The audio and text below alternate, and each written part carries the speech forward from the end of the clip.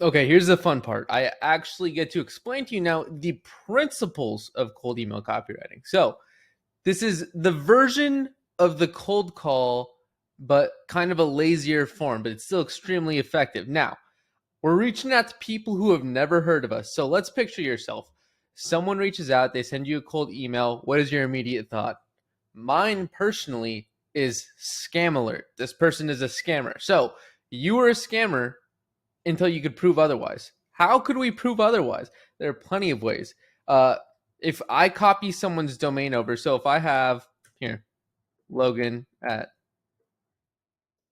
that's this, or reshape.com or reshape.it or something like that. This is my business. Let's say reshape.com. Copy and paste this into Google. Boom. What am I going to find? Or if my email is logan.kennedy at something and I search on Google Logan Kennedy or YouTube Logan Kennedy, what am I going to find? We need to add different layers. We need to be visible online so that we aren't immediately switching off those scammer alert nature type feelings. Now, what are some other ways we could do that? We could add true personalization, and I'll get into how you could do that.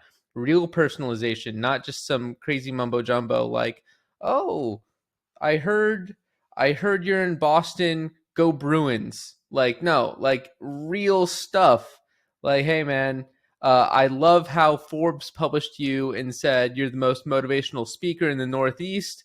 Congratulations. I love what you said about this. Boom. Like, this is the type of stuff we're gonna get to, and I'll get to that in the AI section.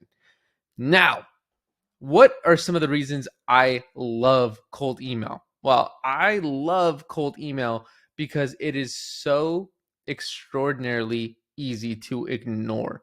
You have gotten cold emails before, and what have you done? Delete. You just delete it. It's that simple. So if there's something that I could just see and delete, then imagine someone who gets a cold email, they read the cold email, then they take the time to say, hey, I'm interested in what you've said.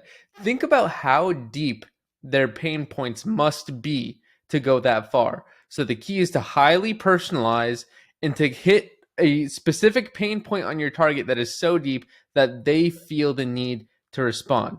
So now I'm going to show you how to do that. Now, essentially, you just got to remember this is a numbers game. It's cold email. So the more emails you send, obviously, the greater chances of success. Now, here we go.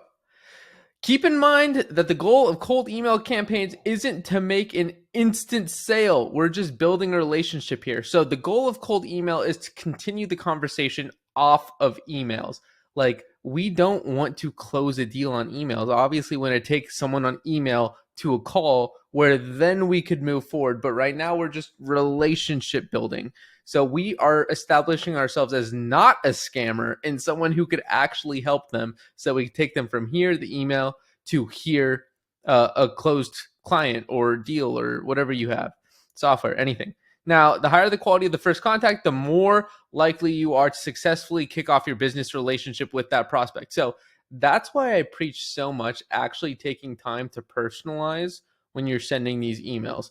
Doesn't matter if we're going large TAM or small TAM. The more personalized, the better.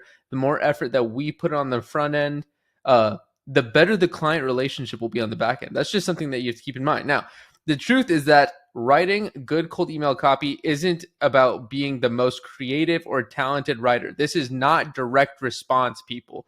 We are not writing to get someone to buy something off the email. We are writing to solve problems, target pain points, build relationships, and take people from this email section to the call section. So that's just something that you have to change in your mindset. We are not selling them right now, okay? It's that simple. We are not selling them in this moment. We will sell them. They know we're going to sell them eventually, but just not right now. Let me take a sip of water real quick. Hope you all are doing good. It's kind of like it's rainy here in Florida tonight. I'm in like a good like let's go vibe. Now, here's something that I enjoyed writing. I don't care if you got top grades at school. Your prospect doesn't either. Your prospect, I promise you, they don't care about you. They don't care about you at all. So that's why we're not talking about ourselves in our cold email copy. We're talking about the prospect, what their pain points are, and how they could be solved. It's that simple. So now we want to tap into those deep pain points and demonstrate exactly how we can fix them, because writing cold email is less writing. It's just more thinking. We want to make them think about something, think about themselves, reflect on their pain points, and not think, who is this Logan guy? They want to think, how could this Logan guy solve my problem? Clip that. We're going off the dome now. Get used to putting yourself in your prospect's shoes, because the more you can put yourself in your prospect's shoes and think about how they think and what hurts them, what moves them, the better you're going to be in almost every situation. So, writing cold emails, it's really simple at its core.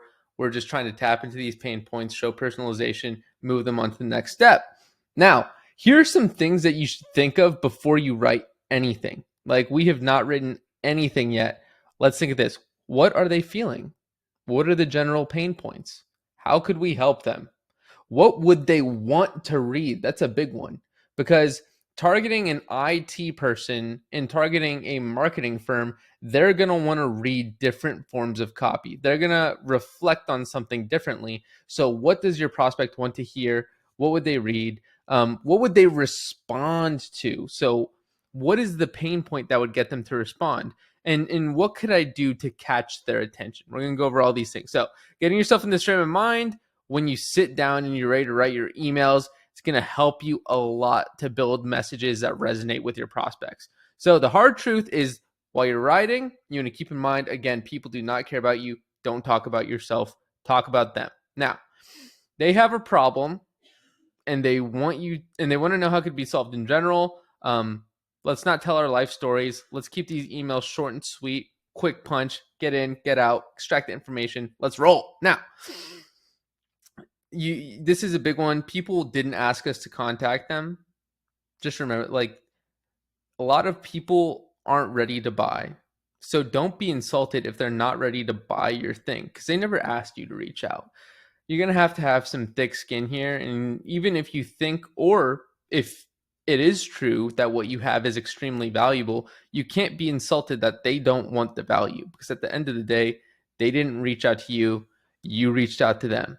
So what does this mean while we're writing emails is we're going to focus on using the word you and avoid the I's or the we's, anything like that. I go for a 2-for-1 ratio. So for every you we use, if we do 2 U's, you get 1 I. That's essentially the kind of ratio I stick to. So here's an example. You'll see an increase in the number of qualified sales calls you're taking. Instead of, I will increase the amount of qualified sales calls you're taking. See? You will see instead of I will increase. It's just a subtle change that makes such a big difference. Now, if you're going to take away one key lesson from this guide, I advise you take this one. Always write with your prospect in mind. Think how they would think. Put yourself in their shoes. Now, let's move on to the next section.